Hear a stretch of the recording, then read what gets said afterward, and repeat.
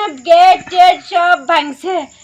এরপরে আমারে দৌড়াইছে, আমি তারার ফাঁকে দিয়ে দৌড়াই, কোন রকম প্রাণ রক্ষা করছি। তার বাবারে মারতে গেছে, তার বাবা কয় আমারে মারিস না, আমার পেটে ব্যথা। বিছনাত নিচে ঘুমায়, একটা চকি নাই, একটা খাট নাই, কিচ্ছু নাই। এই অসহায় পরিবারের উপরে এত অত্যাচার কি লাগি আমি কিচ্ছু বুঝি না। কি অপরাধ আমরা করছিলাম? কোন জায়গায়? এটা বিলোনিয়া কলেজ কেয়ার। আপনারা কোন দলের সমর্থক? আমরা তো বিজেপি। আমরা কোনো একটা ছেলের ব্যবস্থা নাই, কোনো সাহায্য নাই, কোনো কিচ্ছু নাই। এই কারণে শুধু সে একদিন আগরতলা গেছিল, এই সে কংগ্রেস করে। না, এখন হ্যাঁ, কারা হামলা করছে? কারা হামলা করছে আমি তো চিনতে পারি না, আমি সবাইরে চিনি না তো।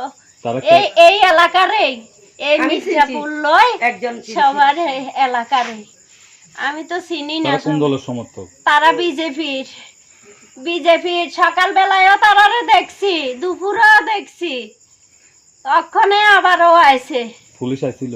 পুলিশ আইয়া আমরা কোয়ার আগে তারা কি কাজে আবার গেছে গা।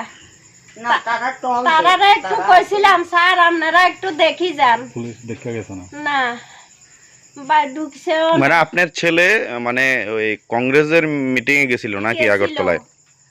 গেছিল দেখিয়ে এখন কয় সে কংগ্রেস সমর্থক। না, ওই কোন বিজেপির প্রেসিডেন্টের বাড়িতে আজকে তাদের মেয়ের জামাই আইব, তো ওইখানে আসিলাম। হঠাৎ করে চিৎকার শুনে আমি দৌড়াইয়া আইয়া দেখি যে এই দৃশ্য।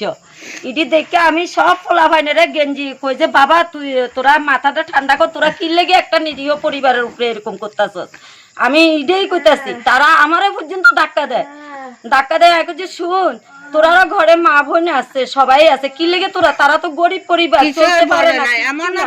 আমি তাদেরকে আনি ঘরে যা ভাঙচুর করে আমি তারারে আনি। আমি আবার আমারে কয় যে ভাগ এখান থেকে, না বাঁশ দিয়া বাড়ি মারুম, 3-4 জন মিল্লা বাঁশ তুলছে আমার মাইর লাগা। হ্যাঁ, আপনার নাম কি? আপনার নাম কি দিদি?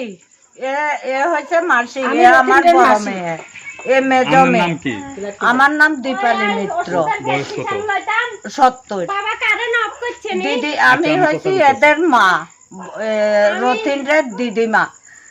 নিজের যে ধাক্কা মেরেছে কত জনের ইয়া করছে, মারধর করছে না, মানে আমাকে, আমি প্রথম আইছি তো, আমি সবাই ধাক্কা মারছিল, আমি সবাই